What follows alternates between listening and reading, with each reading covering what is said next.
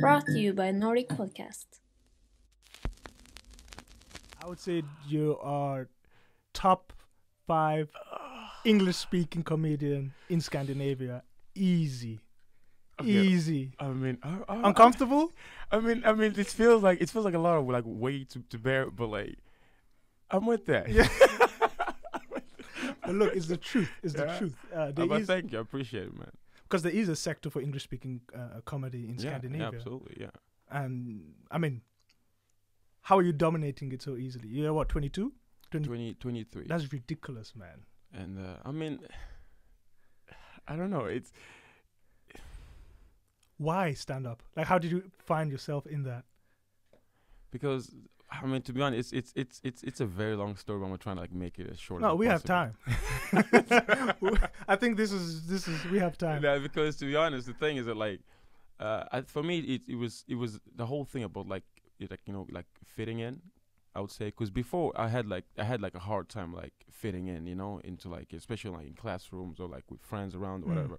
Because I was like isolated growing up because my parents like wanted to like keep me away from like trouble, I would say. Of course. So they isolated us, and I grew up. I was the only boy amongst like 3 sisters. All right. I had 3 sisters, and I was the only boy, and like so we always like hang out. So like so I was isolated from the outside world, and they thought like, oh, this is a way to protect me. But then at a certain age, my dad sold like the sold everything that we had. He traveled, blah, blah, blah. So we had like this. So we moved to this other place, and that's when I started making friends, and I realized I had no social skills whatsoever.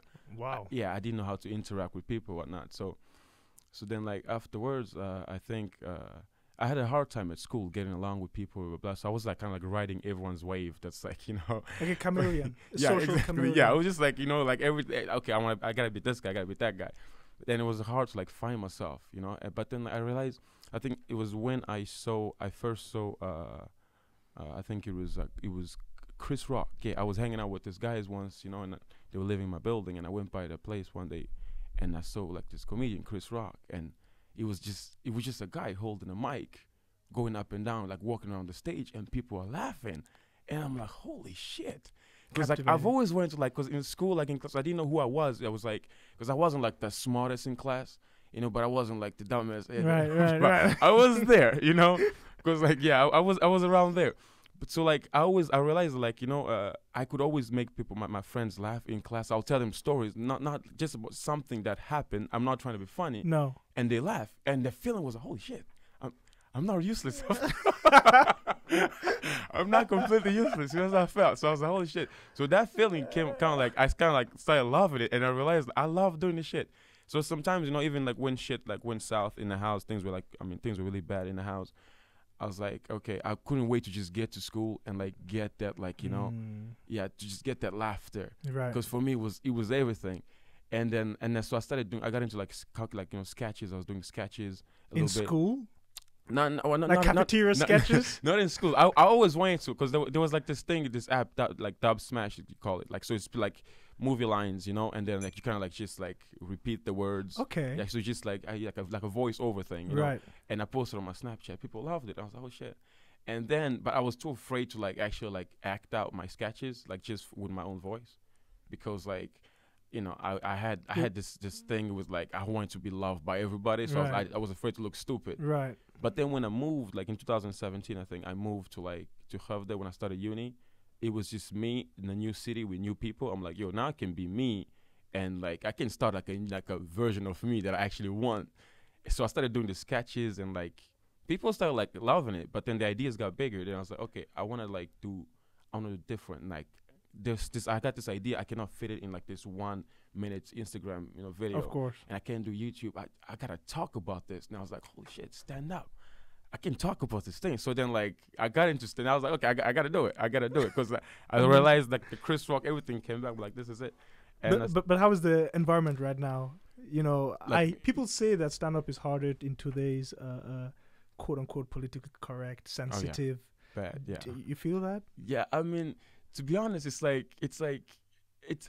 I see it sort of like a niche, because everyone else is trying to like stay away from it. But then when you there to like, because I think you can joke about, you should joke about everything, but it's like, can you joke about it? Like, can you make it funny? I see what you're saying. So it's like, everyone's trying to like stay away from it because they're afraid to like burn their career. But I'm like, I like playing around the fight, so I'm like, you know what, let me say something there, and then like I get a reaction. I'm like, okay, so you kind of like stand out in a way. So I think it's good, but it's playing with fire. Yeah, it's playing. You're gonna get burned eventually, but you know, you just learn from it, I guess. So, because right now we have a couple of stand-up comedians that are doing what you're saying. Like, I would say Chris D'Elia. He's not politically correct at all, but he's from the US, so he's not okay. And you have another guy. I've completely forgotten his name. Andrew Schultz. Oh my God. Okay, yeah. Okay, yeah. I think I gotta say, like, I think he's my like amongst my like top 10. I won't say top 5, but top 10. Right. Cause he's situationally funny. He can be funny instantly, you know, without trying to be funny, which is like, cause some of like most of the stuff he put out, it's not like his actual bits because he can't burn out all his material like that. It's more like improvisation, right. things crowd like work, crowd work, exactly. So he's improvising, coming with on the spot, which shows how funny he is as a person. Right. So I'm guessing his friends have a blast hanging out with him. Like, yeah, he seems like a very funny guy. That's my favorite. But are you top 10? Top 10. Yeah. Are you always okay? Who's your top 5 then? Oh, that's hard. Okay, top 5. I could guess by the way you're dressed. Eddie Murphy's somewhere in there. Okay, Eddie Murphy. I would say Eddie Murphy was like definitely amongst my. He would have been among my top 5 like last year, but now I mean I don't know, because it's like most of his stuff are like outdated and somewhat controversial to like a very high extent like right now. But like there are some things that he said they were still like actually still funny, you know. But my all-time favorite, I would say, it has to be Dave Chappelle. Dave Chappelle, like 100%. Like I think, like, cause he steered me more into like the daring, like an aspect of comedy. Is like, yo, you gotta dare to like do your shit. Just do what you gotta do and like, you know, see what happens. What about Ricky Gervais? I don't know. But he's. You feel he's more on the offensive than the funny? I think he actually just. He means to be like just he wants to. He just want to be like, but with Dave Chappelle he just does it, he says it and it's like take it or leave it. I just said it, it's over, you know. And people just like, I guess, you know. So I mean like I have different comedians for different things, because there are some comedians that I want to like if someone tells me like, yo, you into comedy, I'm like, yeah. It's like, yo, what's your, then I was like, okay, this is the comedian. I'm like, yo, I want to be like, okay, this is the type of humor I want to represent. But if I'm by myself, I just want to watch and just laugh, enjoy it. Then it's Patrice ONeill or Dave Chappelle. Because Patrice is dark. He's like he got the darkest humor. He's dead now, may rest in peace. But he had like the darkest humor of all. A lot of people do not know Patrice ONeill. I think, and a lot of people have not even sat down and listened to his material. And I'm sure people even listening might be like, who is Patrice ONeill? Because I think YouTube him, guys. You mentioned you should definitely check him out. But I think you mentioned like, you know, Andrew Schultz. Like if you look, he has this podcast that he does with this other guy. I forgot what it's called. Like not the Brilliant Idiot, but like, because that one is doing with Flagrant. Charlamagne. Yes, that one. Because if you look in that, like in the background, there's like a picture of like, you know, of this guy in like a black like thing with a hat. That's Patrice ONeill. Because I'm guessing that's probably his inspiration, because they got the same style of like, you know, delivery and stuff. So I think no, unfortunately he died right before like he became global. I found out about him after he died. That's the thing, and I was like, oh my God, this guy would have. But yeah. But as you say, it has a lot to do with it's not about if you should joke with it. It's can you. Exactly. Can you weave it tactically in a way and deliver it in a way that even though they will be offended, they won't. Exactly. There was this TV show on HBO with like I think it was Jerry Seinfeld, Ricky Gervais, Louis C.K. and Chris Rock. Wow. And they were just talking about like what it takes and how they started, like the obstacles they faced and stuff. And I think they also talked about what was it? They talked about, okay, this guy had this joke once. I mean, Louis C.K. had this very offensive joke, but he never got into trouble. He never got in trouble for that back then, at least. You know, he didn't get in trouble for it. But then like, and then Jerry Seinfeld basically said the reason why people laugh at that joke is because we see him dancing around laser beams and he doesn't get touched by a single laser beam. Amazing. So it's like, that's why it's like, holy shit, oh my god, it's just dancing around amazing. it, and people, it's like, and doing that, I think that's a big skill. Like it takes a lot of like, So, what is your process? Do you have you cemented a process in which you own your craft? Okay, I would say, you mean as in like how Yeah, I come this up with the exactly, material and stuff. exactly. Not to give all your secrets away. No, I mean like no. I mean like, to be honest, at first it was more like I would just like speak and like say, let me see where this goes, because I think this is funny. Right. But then like, which is also how we should kind of like do it, I would say. But then like with time, I realized it's like I mean, you could do that, or you can actually just. Well, this is how I do it. Right, I think of a funny scenario of like, like situational humor. Yeah, exactly. Right. Like a situation that will be like, let's say being stuck in an elevator. I'll say, okay, in an elevator, you're in a confined space. Okay, then like let's say then I'll go, okay, do I wanna go like gender or do I wanna go race? Then I say, okay, let me go with race. Then I'm like, okay, so you got this white old dude hanging out with us, like stuck in the elevator with this black kid, right? So and then like I'm like, okay, what can I come up? And that's basically, I don't have a joke about that. Right. I'm just trying to like, You're just and I'm like, painting okay, it on. what could happen here that could be like seriously funny? And I'm like, okay, there could be some misunderstandings going on in a way, and then I could either. So then I was like, would it be funny if I place myself as that person, or if it's like it's like a hypothetical character, Right, right. So then like you work around. So I try with me first. I go up on stage, I do it. I'm like, nah, it doesn't feel, yeah. Then I put a hypothetical character, then it works. I'm like, oh shit. So it's like, that's yeah, good. That's it's amazing. different. It depends on like, but you gotta think of a situation like Of this. course. But since the corona pandemic, how has that stand-up? Holy shit, yeah. I mean, Corona. I think it's a lot of people went back to work, Right. right? But like, comedy has been really affected by. Oh, let me just understand your question. Are you talking about like, as in like, So both how it has affected it, and like how we can go out and, or like, exactly. So both the are people willing to laugh anymore during such hard times, quote unquote, and also are people willing to go out and like seek that. laughter? To be honest, yeah, actually, the thing is, like, there's more people, because I'm like doing this thingy at like this club in Stockholm. It's like, I've never seen people. They send people home. I've never seen it. Like the whole time I've been like performing, they're like, okay, we're full now. You gotta go back. Cause Wow. yeah, I think it's so bad out there that people were like, yo, we want laughter. So I mean, like, and I was told like this is the perfect time to create contents because people are at home. Right. They're working from home. They got plenty of time, and a lot of Stress things are is at happening. all-time high. Exactly. They need So relief. they need some kind of. I was like, all right, but and then it's packing up, which is weird, and it sucks because then like you think about it, it's like you cannot fit more than 50 people. No. So you have these comedians that were like doing that, like they were selling out shows like maybe like arenas and stuff, and now they gotta like do I like, see. let's say like 5 shows in one day, Right. and like 50 people, like, and then like maybe throughout the whole week, which is very tiresome, like because It you gotta is. like do the 'Cause they whole can't open hour arenas. over and over, and yeah, and it's, so I mean in that part, like, that sucks, but I mean still. No, but that's what's going to separate, I feel, the people who really are going to get after it from the people who are just dabbling into it, Yeah. We have a lot of new comedians, for example, in Norway that are trying to own this craft. Yeah. But it's hard, man. It's hard to find funny people. It's hard to find funny Scandinavians.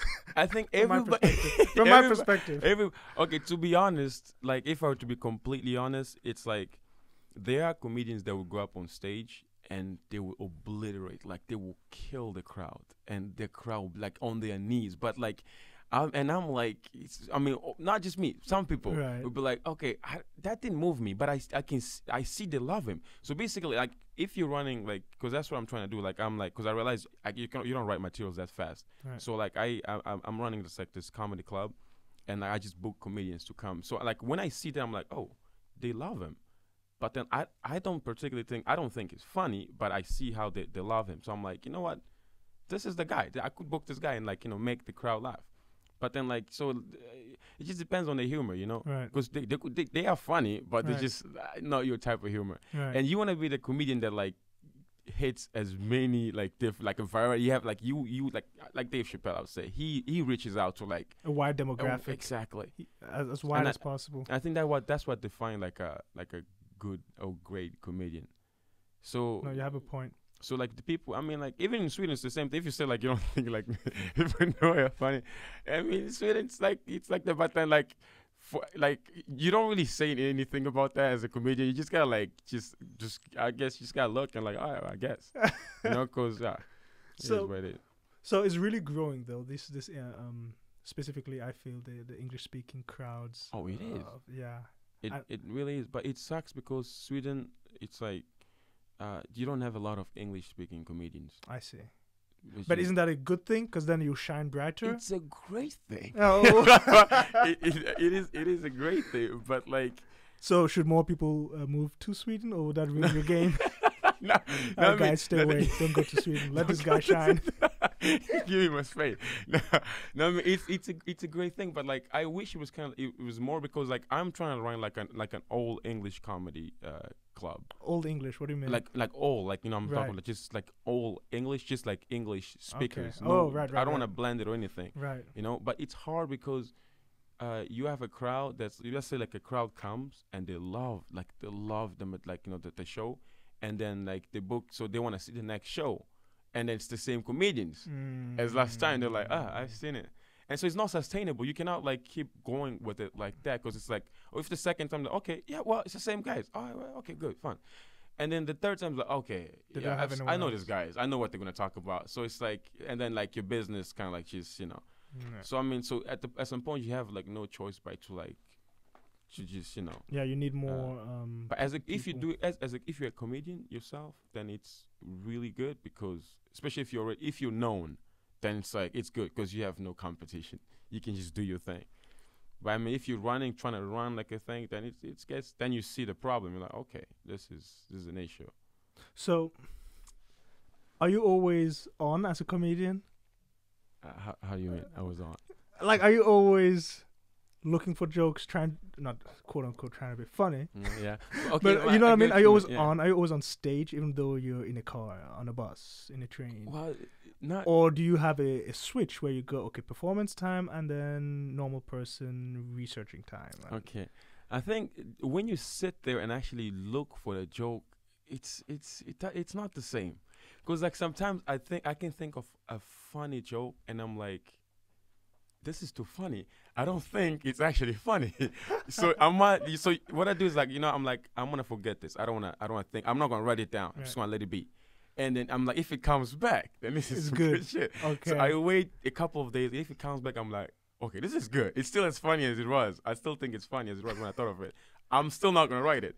And then the third time you're like, okay, I have to write this down, because if you remember it, then like 90% of the time it's funny. But like it's also sometimes you just talk to people you don't, because I think I came up with I have one joke like that. Like you talk to people and you're like, and you tell a joke and they laugh. You're like, oh, you're not trying to be funny. You're No. like, oh shit, that's, and you see them actually laughing. Oh shit, I should write that down. you can't like write that down. Like, okay, that's funny. And there are also some jokes that you tell. I won't speak for anyone else, but I mean, for me, there's some jokes that I tell and people laugh, and to this day, I don't know why it's funny. I don't think you don't know why is the punchline hitting so hard? I'm like, why is this funny? Why are they loving this? Because I personally cannot see it. But I'm like, I told it once, they laughed, and I'm like, okay, I guess, but at some point it doesn't feel real. But that's why it's an art. Yeah, it's not an exact science, or else everyone would be comedians. That's why it's an art, like a painting or creating a symphony. Okay, it's something that a lot of great works pick Hans Zimmer. His favorite piece he did, classical music composer for films and movies, and I don't know who that is. Many people will be really mad that you said that. Including me. He doesn't know who Hans Zimmer is, man. Anyway, his favorite piece is not like majority of people. If you go on Spotify, they have ranked the most sought out piece by every music or composer, right? You go to Drake, you see the number one played, right? So you go to Hans Zimmer, the number one is never consistent with the artist's number one. See what I'm trying to say? So it's not really an exact science in the sense that if Hans Zimmer or if Mozart says this was my best piece, everyone's going to agree with it. Okay, yeah. Because I see what you mean. Because people are going to see what they want to see in it. A lot of okay, let's pick something more down to earth for the people listening. Look you know, if classical music is too abstract. Hey, but look at like Eminem, for example. Yeah. There are a couple of albums that he doesn't even listen to because he detests it. I can imagine, like probably like right. cringe, like what was I thinking? But it's like that with every artist, because that means you've grown. True. But for a lot of his fans, this is Eminem's best album ever, and it wouldn't be topped. You know. Okay, and it's the same. I think it's the same with Drake. Because I have the same with Drake. Yeah, I prefer his older. So I feel it's the same with stand-up as well. It is. Actually, I see what you mean now. So you not knowing where it hit, like why are you guys laughing, it's kind of like that. But I mean, that's the thing is that I see what you mean, but it feels like it's like but at some point I still do it because I get exactly what you mean. You know, I still do it. But then also it's like I think as a comedian you've got to know you should not get too attached to what you think is funny. Because let's say if you think something's super funny, because I've seen a lot of people do it. You know, you think, okay, this is absolutely funny, and you go out there, it doesn't kill. You're like, I just don't get it. So you get too hooked on it, and you keep doing it, and then at some point, and also sometimes people laugh, but you gotta, as a comedian, you gotta be able to distinguish if between are they laughing because they're uncomfortable? Because sometimes it's so cringy, well, what type of laugh? Yeah, so you gotta be able to tell, so people just think as long as they open their mouth and sound comes out of it, that's it. I want to ride with this joke till. Yeah. I've noticed some routines that I've been seeing. Okay, to be fair, the Scandinavian culture is small in comparison to population. Yeah. Right? You have 5 million people in Norway. You have 20 in Sweden. It was. I think in 2011 it was 11 million. I think. Oh, I don't know 11. I don't know about now. Way less than. I don't know about now. So you have a population of 15 million plus minus in Norway and Sweden. If we talk about the Winter Olympics, obviously the percentage of athletes that get gold is higher than most places on earth, But when we talk about other social, or let's say quote unquote artistic things in entertainment like stand-up, the percentage is a lot lower compared to other places. Now, does this have a lot to do with, colder climate, more introverted nature? Like when you see on a bus how everyone is sitting really far from each other. Okay. When you see your neighbor, some people have lived next to the same neighbor for 20 years. They have never said hi to each other. Colder climates usually have this type of colder or more isolated type of relationships you have with the people around you. Not as a good or bad thing. It's just how it is. You go to Cuba, people take the chairs from inside the house. They place it outside the house, and they're like, "Hola," and they talk. They just yeah. So that's kind of a theme one sees. So I guess the question is is this cultural difference hampering stand-up, hampering it from reaching its full potential in this part of the world? No. Actually, I wouldn't say that. Because there are some guys that are super awkward in real life. And they go up on stage, they're just very quiet, introverted, right.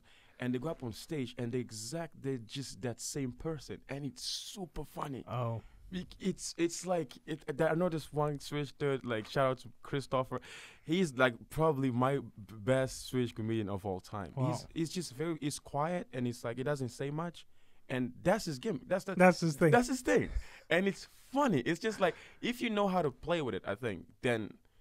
Yeah, you can make it work. You know how to play with it, you make it work. So where does the lifting weights come in? Why you belt? Why you why you big? Is it part of your routine? Why you big? Why are you big? Do you need that? Okay, to be honest, I think bodybuilding has been something that's always interfered with my stand up. I would say Interfere. That's a choice of word. Yes, interfered in like, I mean, I've had problems with like, okay, I'll put it this way. It's like people see you and people assume things immediately. Like they will see the type of guy you are and they're like, you know, oh, this guy is like, I don't know, like, you know, it's like stereotypes, for instance, you know, and this doesn't have to be racial or whatever. So like, if they see like this guy, this like this, you know, so they obviously assume this guy is aggressive, this guy is like short-tempered and shit like that. Right. So when you tell a joke, I didn't know that, by the way. No, that these are the stereotypes going around. This is the ones people. I've experienced. So I find myself, I always have to try to like, you know, be extra nice to show people and create this very welcoming environment around me to just show like, oh, this is my lifestyle. It doesn't define how I am as a person. Right. So now on stage, like when I tell a joke where I'm like the villain in the joke, people go, of course, look at you. I get that like, yeah, you're the jerk, you know, like, and I'm just like, and so I feel like every time I'm on stage, I have to like, I don't know, I rarely wear short sleeves, like t-shirts. Oh, that I've always had the problem. Rarely, like once in a while, because I don't want to like. It feels like it's. Maybe this might come off wrong, but I don't want to like come off as intimidating. I don't. Right. Yeah, it's like I don't just. Is that why you have a jacket on for the podcast? Because you had short sleeves under. It's fine, man. It's fine. I'm just saying. No, I thought about it. I was going to remove it. I was going to remove it at first, but then like, actually, I would say 30%. Yes, but like I wouldn't mind like having it off. But I just. It's like when you're interacting with a crowd, it's you want them to like be as comfortable as possible and relaxed, and so basically they should not assume anything until you say it. Like they should not like assume anything about you until you put it in your head. Right. Like you tell them a joke and like, okay, this guy is this and this guy is that because of your jokes, not because of how you look. So I'm always trying to separate that from. But I mean, like the body, but the thing is also I've struggled with that because I love bodybuilding and I also love. Like stand up. Because you did win first place first time you entered bodybuilding, or was it fitness? What category was it?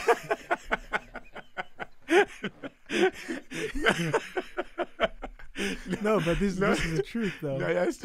Like on your first try, you dominated. It was very weird. I think it was more like a. First of all, what category of fitness, stage fitness was this? Okay, it's men's physique, and we go by like, unlike like the big huge guys, you know, we go by height. So we have shorts on to like the knees, and we just, and they put us in different classes. What's your height? I'm 183. 183. So like the highest they have is 182 plus. Right. So if you're 182 and above, you're all gonna be in the same class. So they have different like classes. I see. Height. So you were like on the quote unquote heavyweight of the height division. Yes, in a way, yeah. So you decided to enter men's physique on the highest height class. Actually, I was highly like it was not advised. Like it was not advised. My coach at the time really like just did not. He was like, I don't think you should do it. It's aggressive, man. It's rough out there. These guys are brutal. I want to do it. But what part was he advising against? What's rough? The dieting, the training? No, the actual. Just he told me he wanted me to like because he said like that is the highest like in a competition in the country. This is like the highest ranking competition, and like. I don't think that should be your first because these guys are like they have more experience. I'm like, yes, I don't think you proved him wrong. I don't think that's their experience. But like, it was, I think, but that was like my daring year, I would say, because when I have fear of heights, you know, like fear of heights. Yeah, heights. Like whenever I'm on a bridge, I look down, like my knees go boneless. Wow. Like so like I wanted to just like face everything that I was like scared me. So like that was that basically that year. So I went to like Grønne back in like thing is like this amusement like this park. Right, amusement park? Amusement park, exactly, yeah. And then, like, I just did all this crazy shit with heights just to get just face it, you know? And then also, I was like, okay, I always wanted to, like, see. I want to just go up on stage and I want to see what I'm capable of. Like, what, like, you know, how they see it. So then, like, but I never had the courage to. And then this random guy just like, yo, man, do you compete? I'm like, no, I haven't, but I always wanted to. He's like, you should, man. I think you have a good physique. I'm like, really? He's like, yeah. He's like, I'm going to hook you up with this coach. He's going to set you up. I'm like, really? Then he creates his Facebook group. and he introduces he's like, hey man, meet Israel, and then then he leaves the group. I'm like, oh shit. Oh. I'm like, hey man, how you doing? So then we talked a bit, and he was like, let's meet up. And then he gave me some tips. He put me on a diet, and then I told him I want to do that competition. He's like, okay, but we should do junior class at least, not senior class, because this guy's like, it's brutal. I'm like, no, I want to do senior. He's like, bro, I don't think you should. I'm like, I want to. And he's like, and not because I thought I was gonna win, it's just because I thought, nah, why not? Let me do it. I just want to do it. Why so not? He's like, okay, well, I guess. And then so he put me there, and it came out really like I came out first place in my class. That's crazy, man. Which was like it was such a it was so weird. The feeling was like, could you pull out some pictures, maybe his Instagram or what? I gotta see this, man. I gotta see what. And I'm sure a lot of people are wondering, how long did you have on your first try to basically beat these guys? Okay, I started the competition. Is it any stage you dominated in, whether it's stand-up or fitness? Is it maybe it's the physical stage? Maybe if you have a stage of selling vegetables, you compete and dominate at that as well. I don't know. No, I mean, no, I've always, I don't know. It's like, I mean, I try to do. What is your IG? It's Israelization, like, as in like. Oh, that's tough. That's a tough one. Oh, you actually got it. Oh, no, you didn't get it. Wait, Israelization. There you go. Oh, shit. Let's deep dive. Okay, the third one. Let's see the third of the like video. I like the follow. Shout out, man. Bless.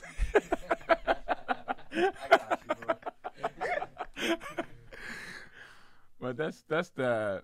So you can just click on So when was this? This was during I think SM, which is like the Swedish nationals. So this was my second competition. So let's find your first. Well, where's the next one? The one with the medals. I think that's the same as well. That's just like background. Oh, I see. And this, I think that was the European Championship. I think that was my last. Before I was like, I'm done with all this, and those were like my my coaches. The ones that said maybe you shouldn't. No. The one that said I shouldn't. That was someone else. That was my. So the way this intersected, basically. Yeah, that's pretty cool, man. So the way this basically intersected, your let's say pursuit of getting rid of fear. We had it in the fitness. You said you just wanted to, or with the heights, but you never really had the fear in the stand-up. The stand-up was something else. The stand-up was more like a. The stand-up was more like. It was more like I think it was just like I really wanted to like put myself out there because it was. I mean, at some point it became like just to like prove myself, because the confidence there.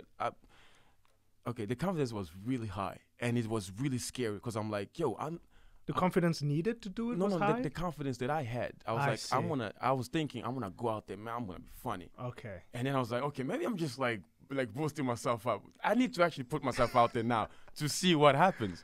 And my first competition, my first ever like stand-up show was like, because the guy was like, okay, so I heard it's the first time because basically I had a friend that knew the guy that owned the bar or the restaurant or whatever because they didn't like this, and like so she told him, I have a friend, you want to start doing stand-up. I heard you're gonna host this thing. Won't you put him on? He's like, yeah. So those guys, they were hosting it. Like he asked me, it was like, okay, the MC was like, so like, how long have you been doing stand-up? I'm like, this is my first time. He's like, okay. It's like, okay, how long you gonna be up there for? I'm like, I want 20 minutes, man. He's like, bro, like, I think you should do 4. I'm like, 4 minutes. I'm like, why? He's like, you're gonna struggle, man. Yo, 4 minutes is a long time if you've never done stand-up. And I'm like, I want to do 20. He was like, bro, come on, like, because I was like, 24 minutes, I'm not gonna prove myself anything. But had you practiced like in your room? I rehearsed, 20 minutes. I rehearsed like at least 5 times a day. I was going through my material. So you knew what 20 minutes felt like. Yeah, it wasn't. And I was timing. I was so I went through the whole thing, and I'm like, do I prepare? I'm doing 20. He's like, go up to just do 4. I'm like, all right. Then I go up there, do 20. Which by the way, I gotta say, is like the last rule you ever want to break in like stand up, because like if their reputation goes out there, then you like basically screwed because no one wanna like book you and stuff because like they're really like very very like straight with times and they're like, yo, go out there and do this because they have a list and you gotta like do your time, respect the time. So then like I was just like, all right, cool. I go out there, I'll do a whole 20 minutes and like it was the best 20 minutes of my life. Amazing. Was it the best 20 minutes of the audience's life though? Because this is important. To be honest, like, okay, I'm trying to like say this for like not like trying to be humble. Okay, to be honest, the thing is that like I was told, okay, I got feedback after the show, and apparently they really loved because like basically there were no complaints. Basically, yeah, okay, let's say there were no complaints. There were no complaints. There were no complaints. I'll help you out. And the owner of the thing was like, he nailed it. The owner was like, dude, I want you to come back. But then what happened after that was I got too, because like the feedback was so good, I got too comfortable, and then the next show was garbage. I did 5 minutes. It was so bad. I didn't practice. I'm just gonna do my thing, and I went out there. I bombed hard. Wow. Like really hard. Wow. Then I was like, okay, I gotta work. This gotta be working this. So I mean, then I kept working. But I mean, it was and the funny thing about that is actually the competition. My very first, my second, like the one you saw, like the Swedish Nationals, like the bodybuilding competition, was like 2 days before my very first day on Standup. Before, yeah. Okay. So I was like, I did that, and I was like on a hardcore diet. How does that affect the mental quickness? Oh, it does. It does. Yeah, it's really there. It has an impact, like a strong impact. Because I was like on an empty stomach, like up there. But then you forget it because you're so nervous. Right. Then you don't really like you stop thinking about the hunger. Right. But like it impacted me. It's affected me a little bit, I would say. But I mean, at the end, you still. I wouldn't like. You still wouldn't work. I think it's still. It's of course. Still, yeah. It's still would you ever go back into fitness? No. Or is that something that was a I don't usually say a point to prove, because you did it on your first try. It's like winning an Oscar on your first movie. Why go back to movies if stand-up is a thing? You know what I'm trying to say, right? Yeah, I get what you. But like the thing is, Okay, I'll put it this way. It's like, because back then I was studying, I still am, but I was studying, and I started doing bodybuilding and stand up, and people looked at me like this. God, they were like, "Yo, how do you do all these things?" Right. And to be honest, I didn't like some of these things. Like bodybuilding was like, I love working out, but I hated the diet. It was so. And when I'm on a diet, I couldn't do stand up right, and I could not study. What's a typical diet of such? Like, let's say 24 hours, you wake up. Okay, why did you hate it that much? Like, because what is it? Because you cannot do anything else. Is like it your day, your whole mind? Like, because the diet I was on was like because basically that diet that I was on was 1 month. Technically, you're supposed to do at least 3 months. Right. I did 1 month hardcore. It just drained me.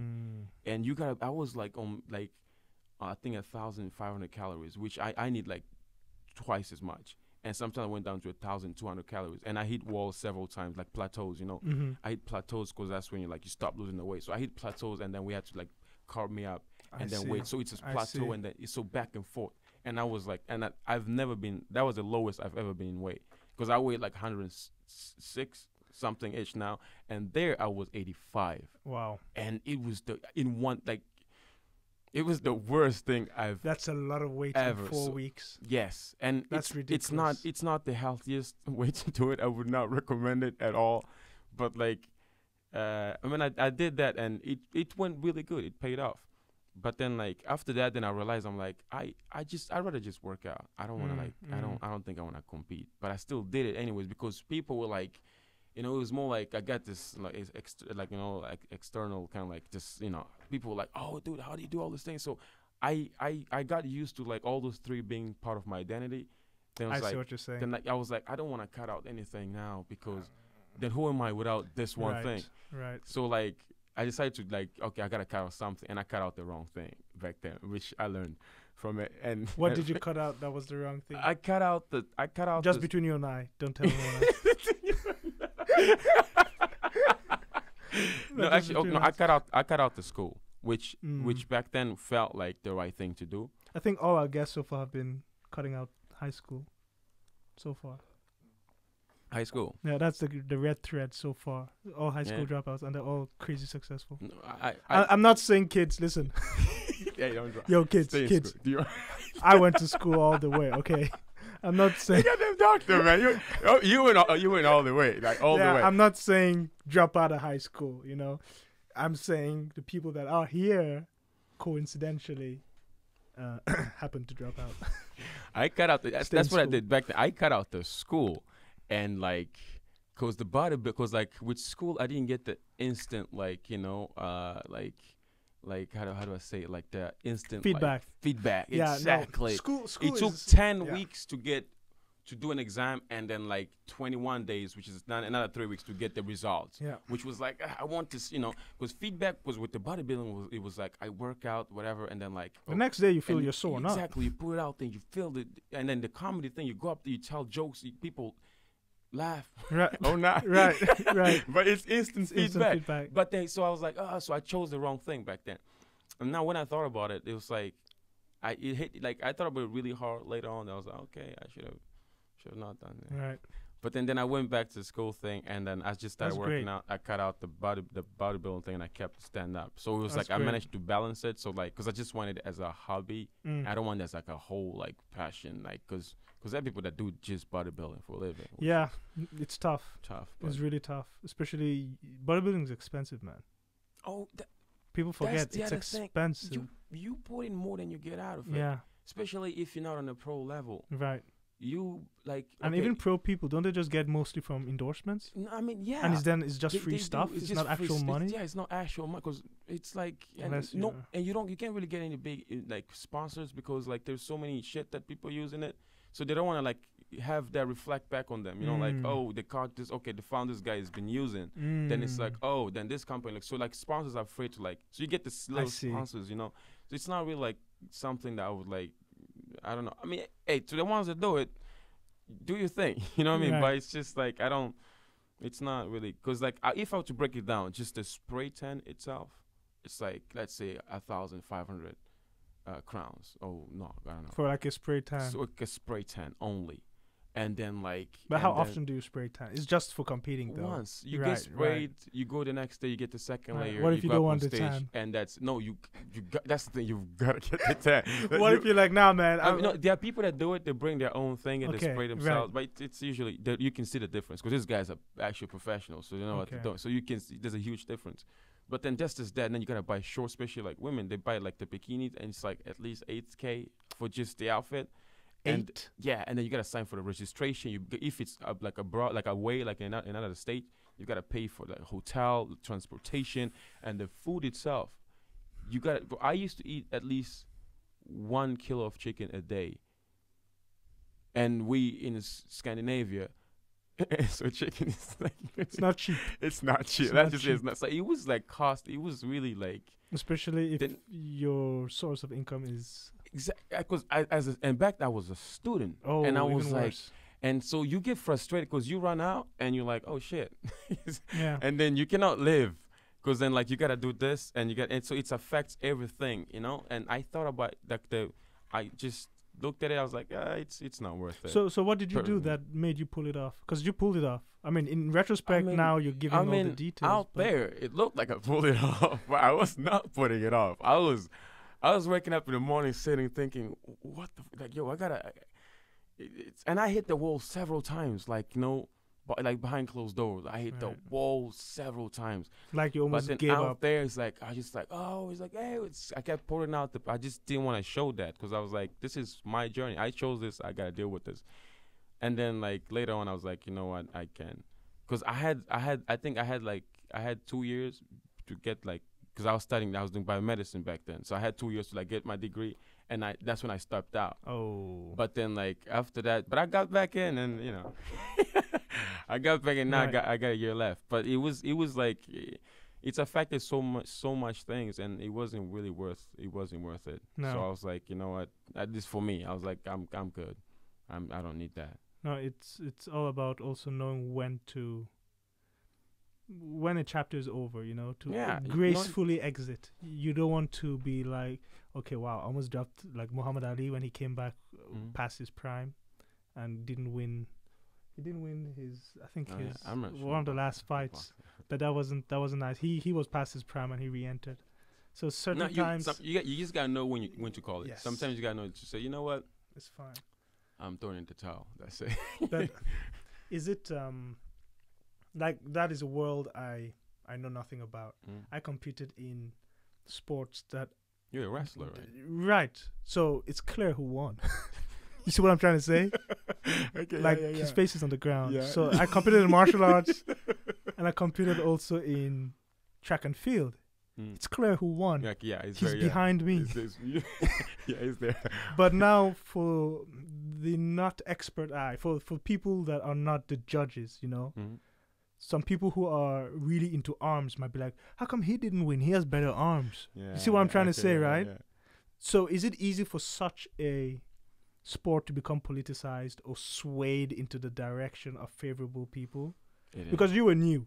So we're not talking about that, you know, but I'm talking about people like favorites that have been there. Oh, and okay, we need to, you know, his parents have donated X amount to the fund of X, Y. That is one thing that is like, it's like sometimes, when you go up there, you feel it, but you're like, I don't want to, because the thing is that, oh, you're out of the game. You can talk now. Yes, okay, I'll say in Sweden, for instance, I would say like in Sweden, it's very, because you have the same judges all the time. How many are they?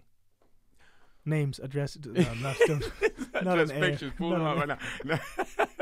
No, there's a couple. There's like, I think like maybe, I don't know. It depends. It depends, but like it depends. It depends on how big the competition is or how like, you know, high ranking it is. So how many are there like on the panel? Usually 12? It's like sometimes 12, 10, 12, you know, each. And it's the same. And you have like the main ones sitting in the middle, and it's usually the same faces. So like if you lose and you give like attitude, like this guy lost, this guy won, and they see that, they're like, next time they see that guy's arrogant, and it's just they just know, you know. So it's like you gotta just whatever it is, you just gotta look and it's like, you know, all right, I guess, thank you. You smile and wave and you just walk off. I mean, I give props to you guys. There are so many reasons why I could never do that. So many. But I'm going to talk about one specific one. Yeah. And the reason why I could never do that is exactly what you just said. I could never let a win that I did get robbed. I could never do that. I know. That is the worst. I could never do that ever. And get the worst part, you can't do anything. You cannot retaliate. No, you cannot. You can't do anything. You just gotta look and call it. That's it. I guess it is what it is. That's why I'm sticking to sports that are like metric. Yeah, exactly. Measurements. Like, you know, it's like it's clear. Yeah, but with this, it's weird because, like I mean, they tell you, okay, we judge you based on this, and that. What do they judge based on? Okay, depending, because I don't know about other classes, but I know my class at least. Like it's based on how low on fat you are. Your low on fat. That's like, okay, that's the last thing they look at, but they look at your symmetry. Like, you know, like you've got to have like huge lats, small waist, you know, good ratio, and like, good symmetry. Good symmetry. And then they look at how low, like, you know, how proportional your, you know, muscles are, like has your chest, like your back, yeah. And then after that, they look at, okay, how low on like fat you are. Right. Like, what about the poses? Poses, okay, yeah, pose. That's the last thing that actually, most of the time where I did not make it to my like the overall was because of my posing. Because you gotta have the muscle-mind connection. You gotta know how to pose things. How to pose. Right. Yeah. So like, because at the end of the day, if you work hard, it doesn't matter. And you know, going up on stage is like you gotta like portray what you've done. So if you can't do that, then it's like there's no point. There's no point. So like posing, that counts. But like I think because I've made it like to certain like points, and then like the posing cut me off. So I'm guessing that's the last thing they probably look at. And look at how low of body fat you are. They're like, okay, he's dry, he's shredded. Blah, okay, no, all right. He can pose though. But then they give you another try. Like, turn around, one more. Then they talk like, we can't. Like, yo, you gotta go. so so then like yeah, It's tough, man. It's a no, tough sport. It's really yeah, it is. It's really tough, and I mean I wouldn't. I don't think I will ever. I might. That's the thing, because it's sometimes you say it, you're like. You're right. You never know in a sense. But right now at least I'm like 100% sure that I'm not going back, because Mm. it's like it wasn't really. I'd rather stick to stand up. I'd rather stick to stand up because unlike bodybuilding, stand up is like very honest. It's like the most like, because the audience is like it's the feedback is there. They don't care who you are, what you look. Okay, well, maybe. You have short sleeves. They don't.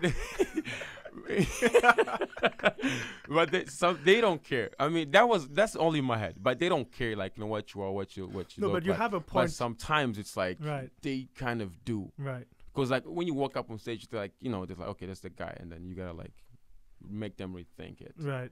But you do have a point with non-threatening figures in comedy. Because look at the funniest stand-up comedians. They're skinny. Exactly. Kevin Hart, I said the funniest. They're skinny. No, man. You got to say it where it You is. have like sound effects after like shots fired. No, but Kevin Hart, he too is buff, But they're skinny because that reduces the threat factor. Yeah. Maybe true. that's why Kevin Hart is one of the funniest, because of his height. The threat factor is But gone. that's the thing. I think he realized it too. Because I Right. think I'm guessing people. I'm guessing. Poor guy, we're grilling him. They probably like picked on him, like picked on him for that. But then at some point he realized, why am I gonna? I can just, this is my thing. Right. So he just started making his thing, Right. and people loved it because it was like, I'm a little bitch. People like, oh, He leaned into laugh. it. He just leaned into it. Like, I might as well Yeah. just own it. Because even look at like Chris Rock, you said, like, I mean, Jerry Seinfeld, non-threatening See, white Jewish guy. I think. I mean, exactly. look at even Santa Claus. There's a reason why he's not buff. He's a bit chubby. So I do feel there is an element to that. So it's like, I mean, it's not like 100% that, but No, like, of course in a way not. you also know like this could be a factor, because like I feel like I have to work. At least I feel like I've got to like It's a work factor. extra hard to because you've got, as a comedian, you've got 10 seconds on stage. Like your first 10 seconds are the most important like time of like all. I try to get my first laughter within the 10 seconds, like within 10 seconds, because it's like, It sets the tone. yeah, it's set, because they know, okay, this is where we are. But it's also a lot of pressure, it's a lot of pressure Right. too. But if it goes, then it's like, okay, that's it right there. Then Right. like they know where you stand, and you gotta like, if after a minute, if you keep it consistent, then you get like 2 minutes of like, okay, you can, yeah, you could or could not be funny now. Okay, It's fine, I see what because you're you saying. made your point. I see what you're saying. So yeah, you get like some leeway. You give yourself some leeway. No, it does play a factor, and honestly, it's something that I think one should point out. Yeah, At least at least be like aware of it. Yeah. Just be I aware mean, of it. because I mean, Apart from you and Joe Rogan, name me a buff stand-up comedian. it's hard. I mean, I don't know. And Joe Rogan, I think the crowd is laughing Because because Joe, he'll beat you up if you don't. it's like, hey, laugh. Why you laugh? No, he's hilarious. He's No, a funny guy. he's He's funny. funny. Joe Rogan is fine. I think I to some reason I prefer. I love him when it's like podcast. That's like the best thing. Like yeah, but I mean his stand up, his jokes are also like The really- observational. I like really observational funny, humor. Really funny. Yeah. They're really classy in the observational sense. Kind of like Seinfeld is observational, meaning they will describe But it's how like, I think it's starting off like Seinfeld's style is like he could describe how with age you care less, and then he'll give you 4 or 5 examples that you have never thought about that prove that the older you get, the less you care. Like when I'm walking and someone says, "Hey, look at this," you don't turn. You don't turn anymore. As a kid, you're like, "What?" You don't just care anymore. And stuff Yeah. that this observational type of humor is golden and is rare. I see. Okay. You I see what you mean. I feel that is the type of humor, apart from, like you said, I love when the comedian makes me think. When I'm like, because I think coming back, I think Dave Chappelle is one of Right. those guys that like makes me think. Like he tells a joke and you're like, oh my god, and you think about it, you get this revelation kind of thing. And I don't know, I love that because I mean, as a comedian, you have these jokes that you tell sometimes that's like anyone could tell it. You don't have to actually be funny to tell it. Anyone could tell this joke. So it feels like, and I think they discussed it on that thing I told you about, like the HBO, like, you know, the TV show with like Jerry Seinfeld, Louis C.K. Right. Like, yeah, they discussed it too. And I think Ricky Gervais talked about it. And I was with it. Everyone was just like, no, man, if you can get away with it, you can get away with it. And he was like, nah, it feels like, you know, you don't feel too like, I don't know. That's what you're saying, because I feel certain jokes Ricky Gervais does, you could pick a person that has never done stand-up. You could give him the script. You let Just him, like, yeah, just and it will work. Yeah, so it doesn't something. It doesn't. But with feel Dave like Chappelle, yeah, Dave you can't Chappelle's like, copy you that. cannot. It's a there's- vibe. Yeah, when you tell, it's like, yeah, that's Dave Chappelle right Yeah. there. So it's like that signature. You gotta have that signature. You know, like when they see it, like, oh, that's him. They're hearing it. That's crazy, man. So do you every comedian writes. Every comedian, because that's how they go through the material. But how important has writing become in the past, I guess, since you started stand-up? Oh my God, I would say like I've before I used to just go up and just talk, Right. but I realized when you write, you put what's in it, what's in here, there, and then it goes back in. So it's like, and then I realized one word can change the whole joke. Just one word, you know. So like I think writing is like the it's like the most like it's I have like at least if I were to put all my words together, Right. everything like I have I think over 200,000 words. That's crazy. I would say definitely over 200,000 Written words. word, that's crazy. And out of that 50% is just garbage. 50% is just garbage. It's just things you think of, you scribble, Right. and then you look at it after like because when I write, I don't try not to tell it immediately unless if it's like something that came, and then I write it. But when it's like, oh, it's funny, and I write it down, and I just put it away, I look at it after a month, I'm like, oh, what was I thinking? Was I actually gonna grow up with this? You know? But then and sometimes it's just like you look at it, you're like, oh, that's funny. I haven't told. So, but most of the time it's like, yeah, No, you nah, can't. actually Right. not. That So, but by writing is actually I think it's very important. Like, you know, it's some a don't foundational do it, which is process like, of it. yeah. And that's why I think comedians can transition very easily, or stand-up comedians, into like writing scripts. Yes, because So a easily. lot of I think what was it? Bill Burr has like has a TV Yeah. show on like on Netflix. F is for family. F is for family. They don't exactly. sponsor us, by the way. Yeah. So, but he has like they don't sponsor. Just put it out there. No, but like yeah, so he has, and you can tell like when you watch the thing, you can see him in it, like as the Yes. father. The role goes. But then like there's this other guy also. I don't know if I talked about it with. No, it wasn't. I talked about it with Scott. But like there's this other guy, King Bash. Like he's like this Instagram like funny guy. Yes, I've heard of him. But the thing is, in the movies, it's not as personally. Right. I don't think he's as funny as he is in his sketches because it's not his humor in the movies. Because it's like a written script. Here, do this, act the role. So he now hasn't written it. So I think it's because they give you a script. I Like, you know, see, they're I like, see. yeah, here's a script. You know, learn your script, learn your lines. Of course. You know, so I mean, it's not his humor. So he has to like try to make it funny with his own like gimmick and facial expressions and like his. But it doesn't work as much because when he does his own sketch, it's him and Right. it's funny. Right. You know. That's But key, like, actually. So yeah, that's why I think like when you write your own stuff, when it's like you doing your own thing, it's like, yeah. So writing is it's a vital, like, you know. Because again, if you look at the greatest, Dave Chappelle, he did the sketches. He Yeah. wrote. Oh, So all these it's like, yeah. comedians, they all have like a polar series that has been going. Larry, what's his name? Seinfeld. He had Seinfeld. Yeah, yeah, the TV show. Yeah, Because I see it as one and the same thing. If you can write a stand-up routine, you can write a series. Yes. Oh, you can. It I is. think the same. I think you can. Yes. It's the same. Because I think there's certain jokes that like you cannot tell. Like you cannot just going up on stage telling it. It might work, but it won't work as. But if you act it out, If you show it. if you show it, and it's just because sometimes it's just like it's a silent thing. It could just be like something happens. It's just like I don't know, like body language. The body Exactly, language like is like 90% of the joke. Exactly. You know, and it's like you gotta act that. It's gotta be in a certain like a very like I don't know specific. No, it's like, true. You It's know, true. It plays a huge role. So, what do we as a collective, like Scandinavia, like what do we have to do to get, or is it already there? Is stand-up already where it can be? Like in New York or LA, where you have 6-7 stand-up clubs on the same block. Yeah. You know, where you can literally have 12 gigs in one night, and you know there were plenty more to go.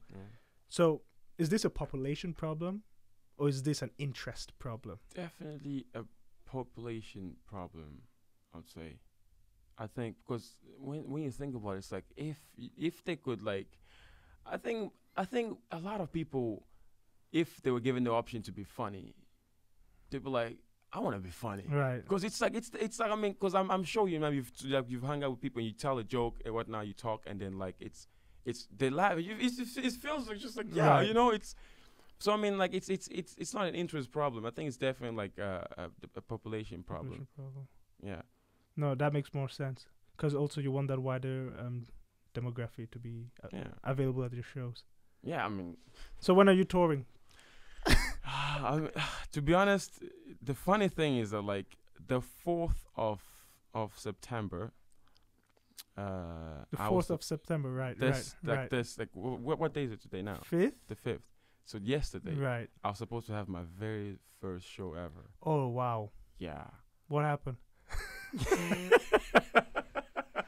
I was supposed to start touring like Right. every Friday or Saturday, I don't remember, like from like this whole month up to Right. like the next. But then like it didn't happen because we had to cancel, because basically the venues that we rented were like the capacity was like 400 people, but they said we can only have 50 people because of the pandemic. And then you look at the rent of the venue versus 50 income. and like you're like, I'm not gonna charge this guy $2,000 for you know what I mean? So it's like it's not worth it. So I rather like, and I thought about the only like the other option would be to like rent like small venues and do a bunch of shows per night, and I'm like, right. I mean, I could. It could be done, but it's like it's harder because I think it's harder to like do multiple. Yeah, of course. I mean, unless if you have like you know I don't know.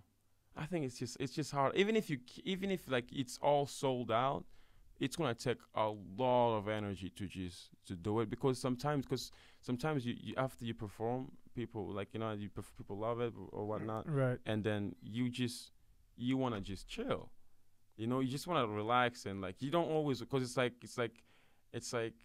when people you like, you're a comedian, tell me a joke. Then you're like, I'm not a clown, I'm a comedian. It's like, there's a difference. What? But then so comedians have these things that I don't take requests. It's like, nice. So it's like, tell me a joke, and you're like, I just want to chill, man. Like, and it also doesn't work. You can't just tell a joke like that. No. It's got to be like a setting, No. It's very. So I mean, so yeah, but I don't want doing several shows in one like night like that. I'd rather do maybe like a whole 2 hours, like strong all at once, and then rest. Then like do one, then go back, go up again. Right. So your endurance is more on not in repetitions, but rather in one set. One set, just get it all out there in the bigger the crowd, the better. That's how I see it. But I mean, sometimes. When do you think crowds will return to pre-COVID times? That's basically, it's already started, but like really, but it's not against the law though. Wow. Yeah, because like the recommendation is 50 people 50. until the government's like, okay, you can now do it, which I'm hoping will be by I think January next year, hopefully. I'm thinking, because they expect like a second corona wave, to hit, but it didn't. If you look for it, you'll find it. Yeah. That's if you look for a second wave, you will find a second wave. Say that. No, but I'm waking up telling myself every day, January, we're back to because look, the nature doesn't follow a 12-month calendar. There is no January. True. Yeah. So there's no reason why it should suddenly not happen after the clock strikes 12. Yeah. But I feel that this whole corona pandemic and the coronavirus itself is so new that, look, let me put it this way. We haven't seen it in one full cycle yet. We don't know how it mutates or lives or breeds or changes in a cycle. Yeah. If you do not know how to predict it in a cycle, how are you going to guess or estimate how it's going to be in January? You know what I'm trying to say? Yeah.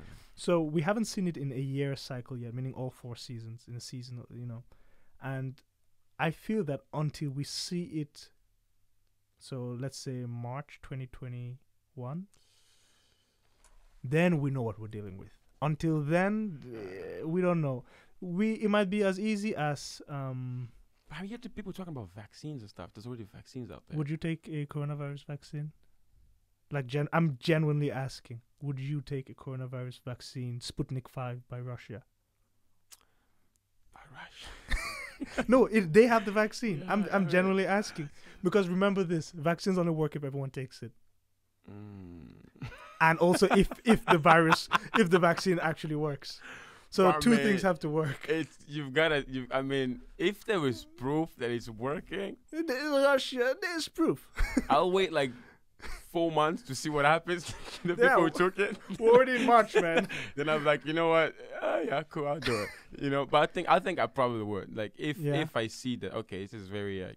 But that's the thing. There is always a possibility for the goalpost of proof to keep moving. So Putin says he has given it to his daughter, which he said he has, as proof that it works, right? But people say, it's Putin. So does he even have a daughter? That's what some people, we don't know. But my point is the goalpost for if it is a valuable vaccine, if it works, viable vaccine, if it works, can always move. So after 4 months, you can say, yeah, but I heard it kills 2% of, or it doesn't work with 5%. Yeah. My point in saying all this is not to spread panic. It's simply to say there is an end to every type of disease or pandemic, sure. But the reason for something like the seasonal flu is seasonal, we haven't yet experienced COVID in a cycle. Maybe COVID is seasonal. Oh, that would suck. That would suck. We're seeing people, their immune system last a couple of weeks after they've gotten it, and then they can get it again. That sounds a lot like a seasonal thing to me. Because the thing about the vaccine thing, right? It's like you need to take seasonal vaccines. Is that a question? Since your antibodies doesn't. I mean, do we know exactly what it does? I mean, I will take it, but I don't want to be amongst the first people. I don't want to be like those, among the first people. Because remember, it's like I think the medicine they were giving to like pregnant women back in the days for like nausea for like morning sickness, right? And then they found out it was like I think like affecting the babies when they were born. Oh wow! They had like I don't remember what it was called. How far back was this? I think it was a while. Probably explains the boomer generation. Like I think I read about it. It's like a long time ago. It's right. like the babies were coming up with like maybe like one arm missing and stuff like that. I don't know.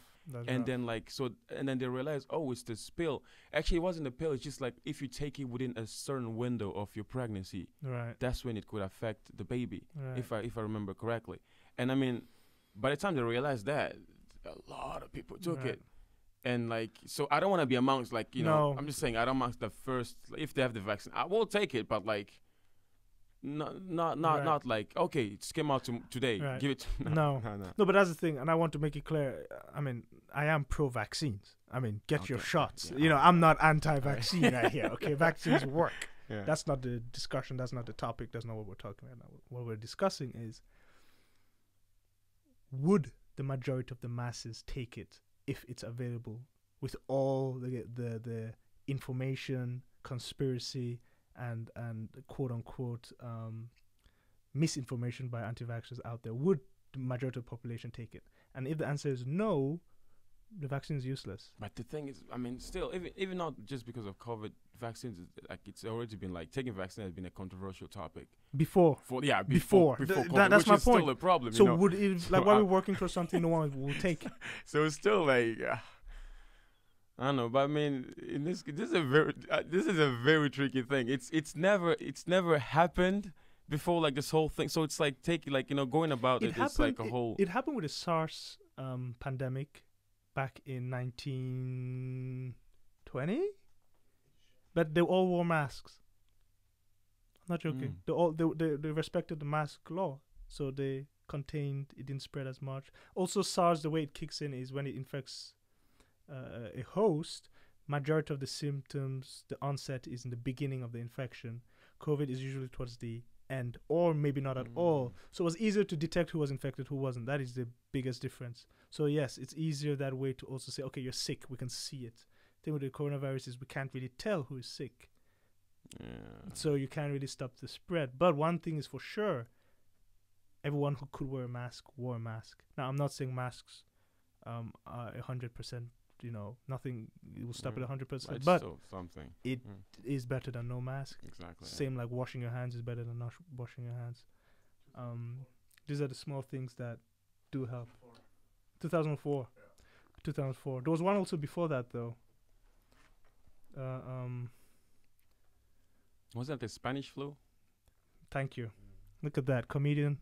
Hey, man, The biomedicine, you say? Yeah. And you dropped out? Spanish flu.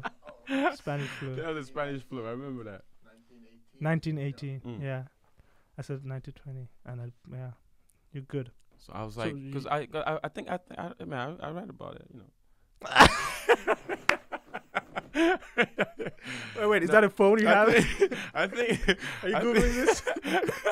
No. I think like, even if this thing ends, just the fear of like, what if, it's gonna still make us paranoid. Yeah. Have you heard the conspiracies out there? No. You haven't? No. I'm afraid. I'm really afraid. Yo.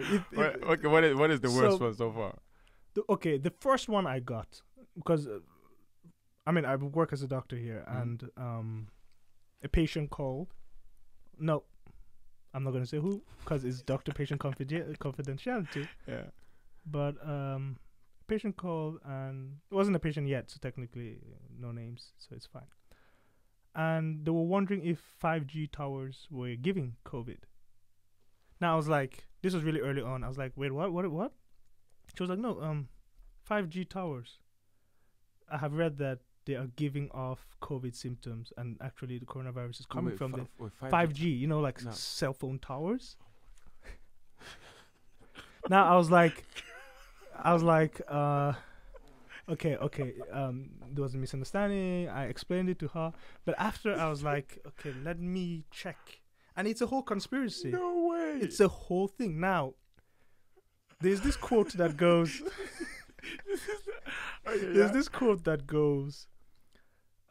misinformation is worse than no information. Okay, yeah. Right. Misinformation is worse than no information. I have used this many times in my life. And it's a very common thing. For example, where Second World War, you know that the Germans are listening to this line of communication. You don't cut the communication. That's the worst thing you can do. You know they're listening. Misinform them. Say you're going to this part and this part. Is way worse than cutting it and them getting no information.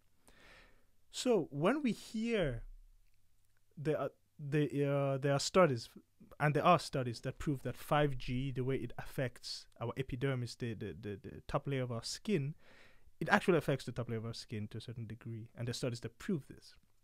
That's information, right? Sure. Now you join it with people with conspiracies of the 5G network with COVID. That's misinformation based on a subtle, real-life study of the 5G networks. It's the perfect storm for such conspiracies to arrive. Because now when they go on to Google this, they will see, oh wait, there was a research done by an authentic source, and now I'm hearing these COVID, what should I say, conspiracies. Maybe it's true. So we are in a state, the internet is a blessing. It's a blessing, but it's also a room for misinformation. But how do you deal with it though? Like if a patient comes with a question like that, how do you answer that with a straight face? Because I don't think I'll pull it off being a doctor. I would screw with my patients so bad. No, man, you lose your job. I would mess. No, I don't think I can do. I would mess with. Oh my god. Look, you can't do crowd work in your office. Okay. What happens? What happens? No, Like just- if yeah. like you get like a question that you think is like the dumbest question you've ever heard, and you gotta answer with a straight. Like what if you laugh? During the question, like yes, I feel you get in trouble for no, it. no. The thing is, you're in a certain mode when you're there. You know, you're not. There's like for me personally, I'm in work mode. So when I hear it, it's not like I don't say it's a dumb question. I go like, okay, at least you're asking. You see what I'm saying? You know how many people are walking around with that? I don't have that in me. I don't have that. It's things like that and like therapy. Like dude, I don't like being like a therapist. Oh, being a therapist. Yeah, I don't think I can. I Listen to other people's problems with a straight dude, face. I can't do it. I swear, I would just chill like. Especially like couples counseling, all you know. That dude, I will mess with them so bad. I don't think. But You're in the right field of work. Do not move. Like I would probably laugh at least once a week or once a day at someone. Like even just like not like giggle, like to just like laugh all out. Because yeah, I don't know. It's just No, I feel like you're in the professional setting, man. I feel like it's okay. Let me put it this way. Yeah. Let me put it this way. Would you ever cry on stage because they booed you? oh my god, dude, it's never happened. But I don't know. That's. Would you ever cry? The chance of you breaking down and crying on stage is as much as that happening in the medical profession, because both of them is like, okay, you can go into your break room and laugh all you want, fine. But you can't do that in front of a patient. Same way you can't break down and start crying in front of the stage. I think I don't know, man. To be honest, it depends. No, not like it's gotta be something that's like. I don't know. It's gotta be hard. It's gotta be hard, man. Booing is like, yeah, Right. it's gotta be really hard. for me Yeah, to, but like, I think you would walk off stage, go to a safe place, and then break down on stage. It goes all comedian breaks down on stage in front of the audience. It's like that line. No, I mean, I think let's say if something tragic happens, because I don't think the audience can like impact me, like because every time something happens, and I'm not getting. I always tell myself, you know what? It's like a lot of people could do this. Like a lot of people can do stand up, but most wouldn't dare because it takes so much. Like I don't know. It takes like so much to come up here because Right. even if you're funny, you gotta come up there and like be comfortable. Right. And it's you nervous. So I was like, Right. I always tell myself, it's like a thing in the back of my head. I'm like, even if you're not funny, it's like You're at least here. you came up here, Yeah. you know. So it's like for them to get to me that much, it's gonna take like a lot. But maybe if something tragic happens to me, like in my life, and I'm up there on stage and I'm like talking, and then it comes, probably take a break, and like I don't know. Then I don't know. Maybe in that case. Right. But like just the audience booing me, it's like nah, I'll roll with it. I would just ride that Yeah. wave all the way out. All right, we'll see. We'll see who breaks first. If I laugh first, Hey, or if tell you me, cry you first. You gotta tell me. You gotta tell me. They're like, yo, hey. I'll let you know if it happens. I don't think Please it'll happen. All right, please do it. Because I don't know. Like it's like I have a hard time taking. I think my dad when I was young, like my dad, I got in a lot of trouble with my dad for that. It was like and my mom, my parents, they would scream at me like a very serious situation, like Right. and I'm trying to hold a straight face, man. And when I laugh, they think I'm an idiot, and I'm just trying. I'm like, no, it's not that. It's just yeah. It was just like I always had a hard time holding a straight face in situations like No, that. you're in the right field, Yeah, man. so I guess it's part of the training. And also after 6 years or 7 years plus specialty for some people of medical school, you're not going to laugh. Do you usually, You're tired. But have you ever You're heard, dead like, inside. You ever heard No, like, no. like something like a question that was just like, I don't know, like very weird. I've heard crazy questions, absolutely. But as I said, it's like the bar is low though, and they are asking. The most important thing you can do is ask. The fact that they're asking forgives the question. You understand? The fact that they Okay, had the yeah. course to Okay, ask oh, yeah, like forgives the that, question. alright. There are a lot of people walking around with that information in their head, believing it and not asking. That's worse. That's way worse. Like, it was a weird experience, like the weirdest experience that ever happened to you. Like, No, the best I could say was the corona one, because technically she wasn't a patient, Mhm. quote unquote. But so it's, I can talk about it. The rest I can. yeah. Doctor-patient confidentiality. That's how I lose my job. But that was the corona one was the one I had let me research this. What is going on out there? Did I miss something? Is this real? Was this an isolated incident? But no, there are, and that's So there's an actual like. It's 5G. That's why they're burning down 5G towers. I don't know if you noticed certain places they're burning down 5G towers. no. Yeah. What? Yeah. Now again, as I said, 5G does have a certain I don't want to use the word effect or impact, but it does. So many things. Right, it does interact with the epidermis, the upper layer of the skin, in a certain way. Absolutely, there is research confirming this, but it doesn't cause COVID.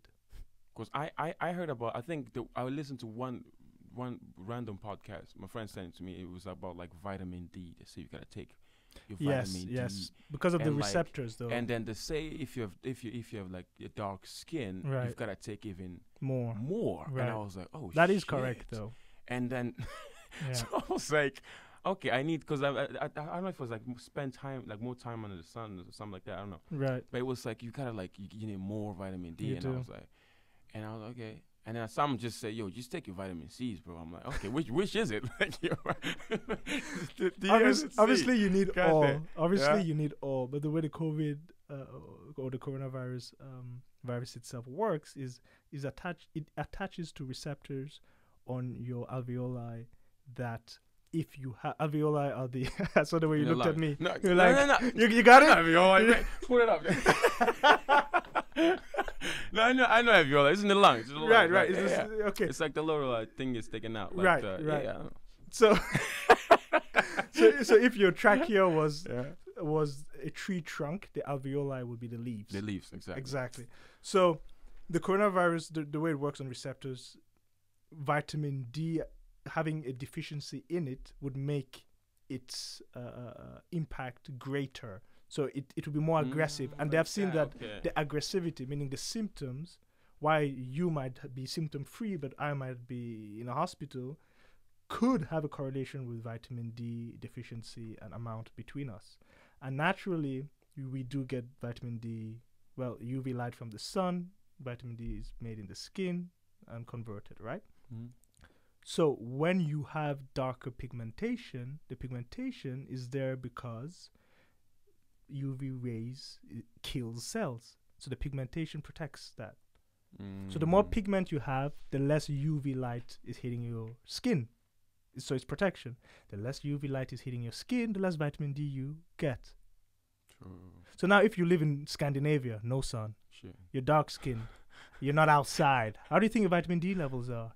You're not chronically tired or depressed. You have a vitamin D deficiency. But it's weird. I mean, like, have you realized that in Africa, like in most countries in Africa, like they said, like the death rate is like not as high as they expected. There's a lot of sun there, I've heard. I mean, yeah, that's gotta be it. so it has something, and it also has something to do with chronic diseases. Chronic diseases does play an impact on how, for example, if you're a smoker or diabetic or obese, people have been seen to react stronger to coronavirus than healthier individuals, obviously. So there are some differences, but yeah, this was what the vitamin D discussion or debate was about. So just, even if there was no coronavirus, you want your vitamin D levels to be up. And if you have dark pigmentation, you need more because you're not getting enough from the sun. Is that difference from like, I mean, getting it from the sun than just No, taking, there's no like, a difference. There's no supplement or difference. like a No. tablet or something? You can get it. Just take supplements. It's fine. Oh, damn, that case. Yeah. No, it's fine. But we are not saying that it causes, like 5G causes corona. Like that is. No, I'm not. But with there are that, like- crazy conspiracies out there, and the point of this is one has to research, and one has to research in a neutral manner. Do not write on Google, 5G causes corona. That's not neutral. You want a yes.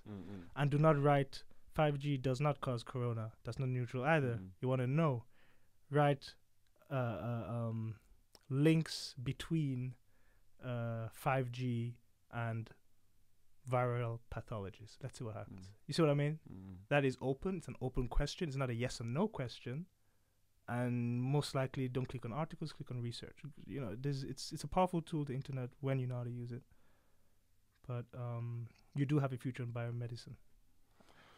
Wow. Now, but after I'm done with this year, because I got 1 year left. After I'm done with this, then like, I don't know if I'm gonna like. We'll see. We'll see how it goes. So when is your next stand-up? Yeah, routine or tour or show or since this one September 4th you kind of missed. Yeah, I basically canceled most, and like some I took some are gonna be in January, I think. Okay. So we haven't really decided what day yet. So I'm waiting till it's like 3 months, like to January.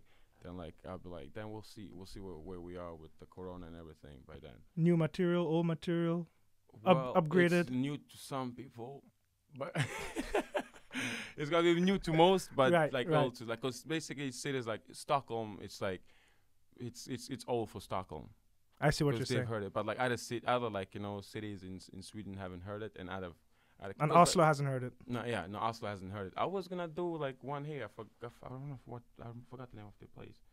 I was gonna do one here, and then it didn't materialize. No, it didn't happen. When tonight? The corona. No, not tonight. Like we have time. It was one of the shows, and I was supposed to do like Sweden, and then do one show in Oslo, but then it didn't happen. Because, they were like, oh, he's from Sweden. No, he can. I see what you're saying. It was way back then. Right. Yeah. No, man, it will be interesting to see how things develop. I'm looking forward to it, too. I mean,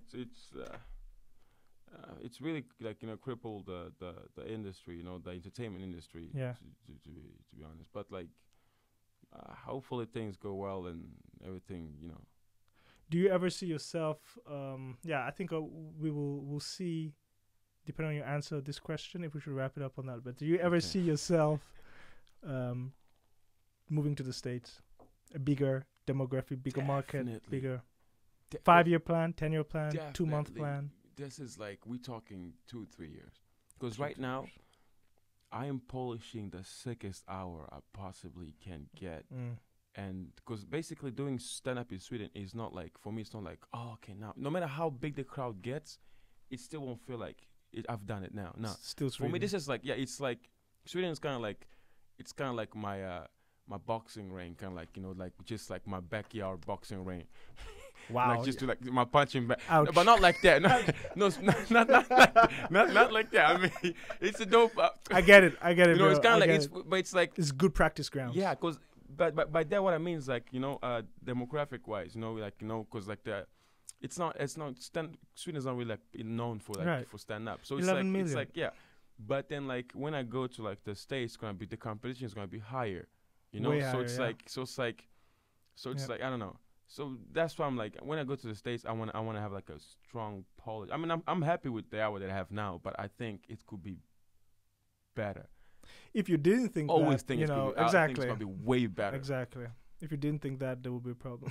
Yeah, so I mean, I'm moving to the state maybe in like because I'm finishing my I'm doing my thesis in January, so summer next year I'm free. I'm done with the school, and then after that it's just gonna be like a year to kind of like just. But that's amazing, the fact that you're going back to finish what you started. No, because I mean, I many don't do that. I figured why not? It's like I had this thingy and I took some loans. And I'm like here now, and I got this year in. It's like, because they came back, CSN came back. They were like, "Yo, the Ducks, it's right. time." And I was like, "Yo, chill." CSN is I'm like chill out. Right. I go back. That's all right. You better. So then I was like, okay, now I gotta like chill out with that a little bit. But then like, I wanna get that done to just have it, because I realized like I started like you start something, you don't finish it, it becomes a habit. So I'm like, done with this. Well said. Then I want to go to the States and like do what I actually want to do. Amazing. Yeah. No, man, you'll kill it, and it would be awesome to have you back next time. Hopefully, you're in amazing. Oslo. I loved it. This was dope. I always wanted to be here in like Nordic part. This is amazing. That's awesome, man. Thanks for having me, man. This was dope. Awesome. All right, see you around then. See you around.